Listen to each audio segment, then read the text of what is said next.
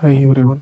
இப்போ என்ன பார்க்க போகிறோன்னா வேர்ட் ஃபைலில் எப்படி நம்பரிங்ஸ் யூஸ் பண்ணுறது, பேராகிராஃப்ஸ் அப்படின்ற ஒன்று இருக்குது. ஸோ அந்த பேராகிராஃபை எப்படி யூஸ் பண்ணுறது, பேராகிராஃபில் என்னென்னலாம் இருக்குது. ஃபஸ்ட் வந்து பேராகிராஃபில் லைக் புல்லட் பாயிண்ட்ஸ் இருக்குது. So bullets okay. அதே மாதிரி இங்கே நம்பர்ஸ் இருக்குது.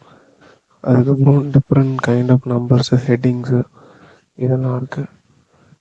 ஓகே. ஸோ இப்போ புல்லட்ஸ் எதுக்காக யூஸ் பண்ண போகிறோம் அப்படின்னா, இப்போ இந்த இடத்துல வந்து நம்பர் ஆஃப் கண்டென்ட்ஸ் இருக்குது, number of like list of items இருக்குது. ஸோ இந்த லிஸ்ட் ஆஃப் ஐட்டம்ஸில் வந்து பார்த்திங்கன்னா புல்லட்ஸ் ஃபில் பண்ண போகிறோம். ஸோ நமக்கு என்ன இந்த புல்லட்ஸ் இல்லை இது இல்லை இது இல்லை இது நீங்கள் ஃபிக்ஸ் பண்ணோம் அப்படின்னா புல்லட்ஸ் வந்துடும் நமக்கு. ஸோ இதுதான் ப்ராசஸ் ஆஃப் மேக்கிங் புல்லட்ஸ். இல்லை எனக்கு புல்லட்ஸ் ஆனால் நம்பரிங்காக வேணும் அப்படின்னா லைக் இது மாதிரி 1 2 3 கொடுத்துக்கலாம். இல்லை இது மாதிரி ப்ராக்கெட்ஸ், இல்லை Roman letters ABC, small ABC, what ever maybe. So என்ன கைண்ட் வேணாலும் நம்ம கொடுத்துக்கலாம். இன்கேஸ் இப்போ அப்படின்னும் போது இந்த என்ட்ரு கொடுத்தா போதும், அடுத்த நம்பர் ஷிஃப்ட் ஆகிடும். ஷிஃப்ட் ஆகிட்டு அதில் ஏதாவது மென்ஷன் பண்ணிங்கன்னா அதுக்கப்புறமா இந்த டேட்டா வந்துடும். அப்படி இது எனக்கு வேணாம் டெலீட் பண்ணோன்னா இங்கே வந்துட்டு 2 வாட்டி பேக் ஸ்பேஸ் கொடுக்கணும். கொடுத்துட்டு அடுத்த நம்பருக்கு ஷிஃப்ட் ஆகிடும். ஸோ இப்படி வந்து பார்த்திங்கன்னா இந்த நம்பர்ஸ் ஒர்க் ஆகுது. இப்போ இதுலேயே வந்து எனக்கு அடுத்த சப் ஹெட்டிங் வேணும் அப்படின்னும் போது நான் என்ன பண்ணணும் அப்படின்னா இங்கே அழுத்திட்டு டேப் கொடுக்கணும். டேப் கொடுத்தேன் அப்படின்னா எனக்கு அடுத்த சப் ஹெட்டிங்ஸாக வந்துடும். லைக் இதில் வந்து பார்த்திங்கன்னா எனக்கு 1, அதுக்கப்புறம் 2. ஸோ இது மாதிரி நம்ம மென்ஷன் பண்ணுறதுனா மென்ஷன் பண்ணிக்கிட்டே போகலாம். ஓகே. ஸோ இது மாதிரி எனக்கு 2 சப் ஹெட்டிங்காக வேணும் அப்படின்னா அதுவுமே வந்துடும் நம்பர்ஸில். வந்து எனக்கு மாற்றணும் அப்படின்னும் போது இங்கே போய்ட்டு நான் பிளாக் டாட்ஸ் வந்து பிளாக் டாட்ஸ் வச்சுக்கலாம் நம்ம. ஓகே. ஸோ இப்படி தான் வந்து நம்பர்ஸ் யூஸ் பண்ணுறது. அதே மாதிரி இப்போது எனக்கு இந்த பேராகிராஃப்ஸ் இருக்குது.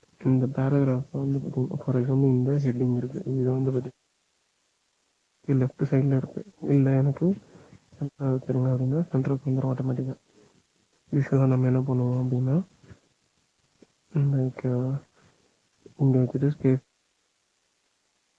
அதனால என்ன பிரச்சனை அப்படின்னா நீங்கள் ஏதோ ஒரு வேர்டை பக்கத்தில் அடிச்சிங்க அப்படின்னும் போது இங்கே இருக்கிறதெல்லாம் டிஸ்டர்ப் ஆக ஆரம்பிக்கும். ஓகே. போயிட்டே இருக்கும். வேறு சென்டர் அப்படின்னும் போது இந்த பிரச்சனை இருக்காது நமக்கு. அதுதான் இது இருக்கும். ஓகே. இது இல்லை இது எனக்கு வந்து பார்த்திங்கன்னா ரைட் இன்டென்ட்டாக மாறணும் அப்படின்னா இதை ரைட்டில் தள்ளிக்கலாம். எனக்கு சென்டரே போதும் அப்படின்னு ஃபிக்ஸ் பண்ணிக்கலாம். அண்ட் இங்கே பார்த்தீங்க அப்படின்னா லைக் இப்போ இந்த ஒரு பேராகிராஃப் வந்து இந்த லெஃப்ட் சைடில் ப்ராப்பராக லைனில் வந்துருக்கு. அதே ரைட் சைடில் வந்து பார்த்திங்கன்னா ப்ராப்பர் லைனில் இல்லை. இப்போ அது எப்படி செட் பண்ணுறது அப்படின்னா ஃபுல்லாக செலக்ட் பண்ணிக்கிட்டு இங்கே லாஸ்ட்டில் ஜஸ்டிஃபை அப்படின்ட்டு ஒன்று இருக்குது. அதை கிளிக் பண்ணணும். 2 சைடும் ஈக்குவலாக வந்துடுச்சு. இது வந்து பார்த்திங்கன்னா ஜஸ்டிஃபைக்காக இங்கே நடுவில் நீங்கள் எது எழுதுறீங்க அப்படின்னா அதுவுமே ஆட்டோமேட்டிக்காக ஜஸ்டிஃபை ஆகிடும். ஓகே. ஸோ இது அண்ட் மோர் ஓவர் எனக்கு இங்கே லைன் ஸ்பேசிங் நெக்ஸ்ட் வந்து பார்த்திங்கன்னா லைன் ஸ்பேசிங். லைன் வந்து பார்த்திங்கன்னா ரொம்ப கேப் வந்து ரொம்ப கம்மியாக இருக்குது. லைக் இந்த ஃபர்ஸ்ட் லைனுக்கும் செகண்ட் லைனுக்கும் இருக்க கேப் ரொம்ப கம்மியாக இருக்குது. எனக்கு இந்த கேப் இன்க்ரீஸ் பண்ணணும். லைக் இப்போ பார்த்திங்கன்னா 1 இருக்குது. 1.5 1.15 வச்சு அப்படின்னா இவ்வளோ ஸ்பேஸாக வரும். இல்லை எனக்கு ஒன்றும் ஜாஸ்தியாகணும் 2 கூட வைக்கலாம் நம்ம. இல்லை ஒன்றும் வேணும்னா 3 வைக்கலாம். நம்ம எங்கே இருந்தாலும் யூஸ் பண்ணிக்க முடியும் லைன் ஸ்பேஸிங். இதில் போனால் இங்கே நிறையா இருக்கும். லைக் இதில் லைனுக்கு பிஃபோர் எவ்வளோ கொடுக்கணும், லைனுக்கு ஆஃப்டர் எவ்வளோ கொடுக்கணும், லெஃப்ட்டில் எவ்வளோ கொடுக்கணும், ரைட்டில் எவ்வளோ கொடுக்கணும் அப்படின்ற மாதிரி டேட்டாவும் இங்கே வந்துடும். இன்க்ரீஸ் பண்ணுறேன். ஸோ இங்கே எனக்கு மூவ் ஆகிறது தெரியும். ஸோ லெஃப்ட் சைடு ஸ்டார்டிங் பாயிண்ட்லேருந்து 0.8 சென்டிமீட்டர் தள்ளி, ஃபார் எக்ஸாம்பிள் 1 சென்டிமீட்டர் தள்ளி எனக்கு இன்டென்ட் ஒர்க் ஆகும்.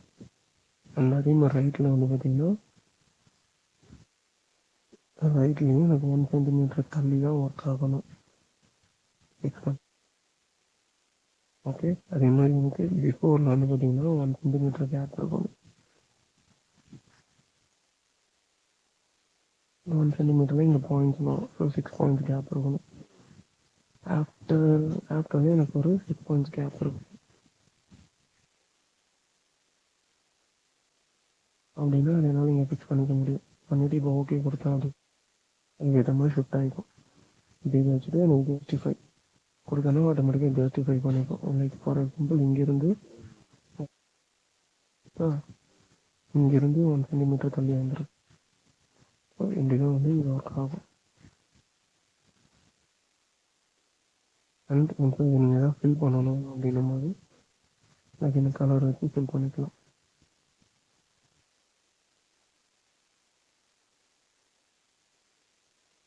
இங்கே எதுவும் வேலை கிடையாது.